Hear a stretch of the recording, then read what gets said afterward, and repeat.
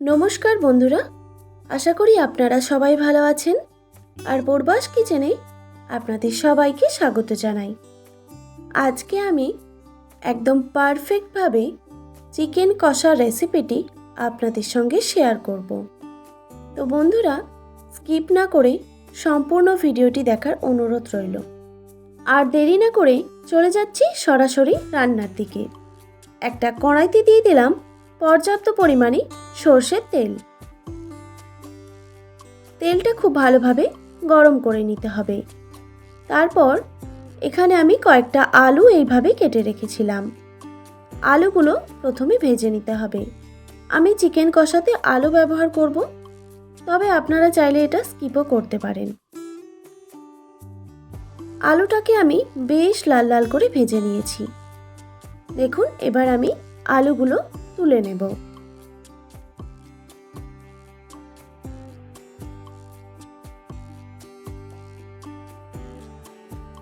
আলুগুলো তুলে নেওয়ার পর ওই তেলের মধ্যেই দিয়ে দিলাম দুটো তেজপাতা, দু টুকরো দারচিনি, দুটো এলাচ আর 3টে লবঙ্গ।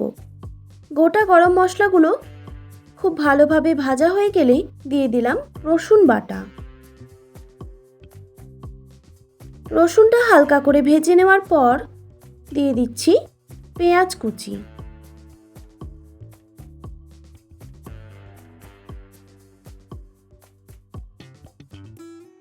এবার পেঁয়াজ আর রসুন খুব ভালোভাবে ভেজে নিতে হবে।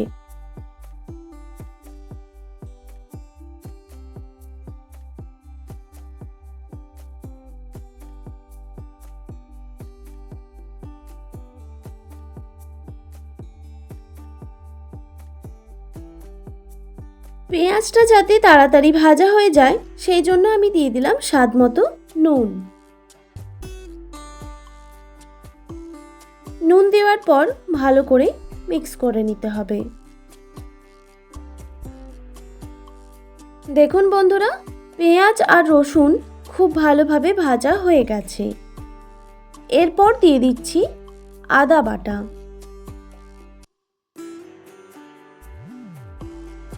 আর দিয়ে দিলাম হলুদের গুঁড়ো। আমি এখানে 2 টেবিল চামচ হলুদ জলে গুলে রেখেছিলাম আগে থেকেই, সেটা এখানে অ্যাড করে দিলাম। তবে আমি এখন লঙ্কার গুঁড়োটা ব্যবহার করব না।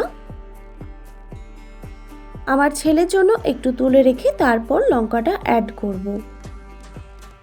এবার মশলাটাকে খুব ভালোভাবে কষিয়ে নিতে হবে।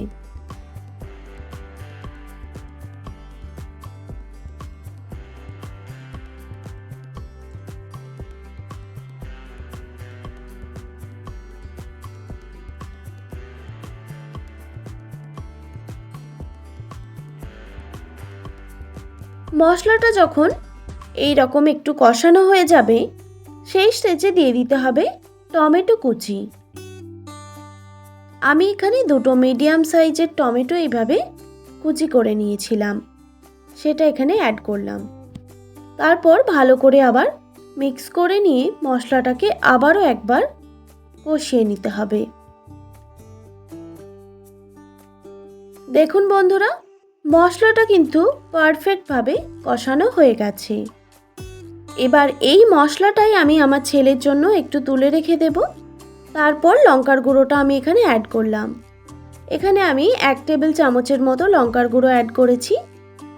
তবে আপনারা চাইলে কিন্তু ঝালটা অবশ্যই কম বেশি করে নিতে পারেন। মশলাটা তুলে রেখে আমি আমার ছেলের জন্য আলাদাভাবে চিকেনটা কষিয়ে নেব। লঙ্কাটা দেওয়ার পর কিন্তু আবারও একবার মশলাটা ভালো করে কষিয়ে নিতে হবে।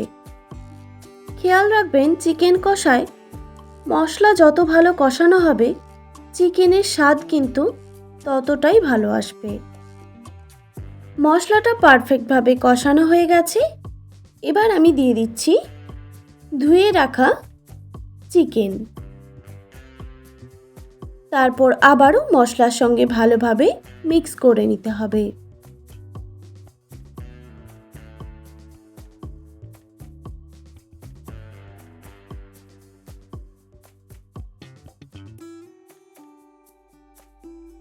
ভালো করে মিক্স করা হয়ে গেলে একটা ঢাকা চাপা দিয়ে রেখে দেব প্রায় 3 থেকে 4 মিনিটের জন্য। অবশ্যই গ্যাসের ফ্লেমটা এখন হাই রাখতে হবে। 3-4 মিনিট পর ঢাকাটা আমি সরিয়ে নিলাম। দেখুন, চিকেন থেকে কিন্তু একটু একটু করে জল ছাড়তে শুরু হয়েছে। তারপর খুন্তিতে করে খুব ভালোভাবে নাড়াচাড়া করে দিতে হবে।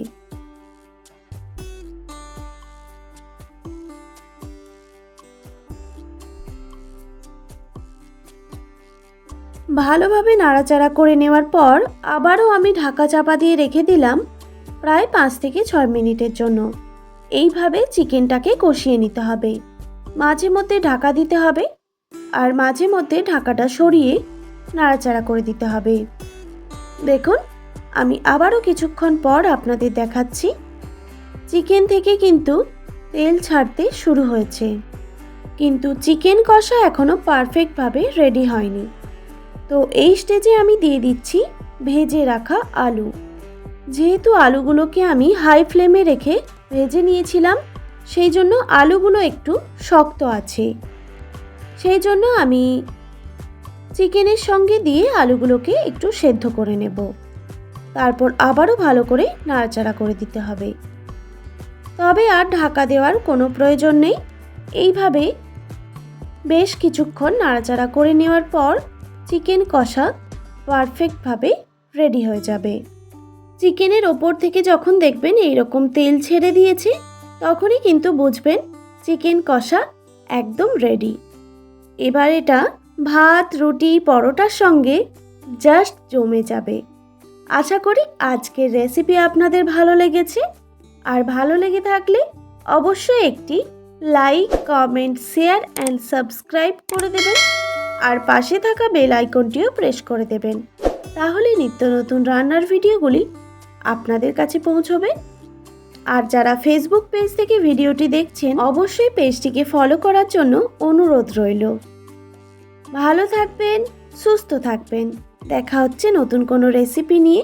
আর এতক্ষণ আমার সঙ্গে থাকার জন্য সবাইকে অনেক ধন্যবাদ।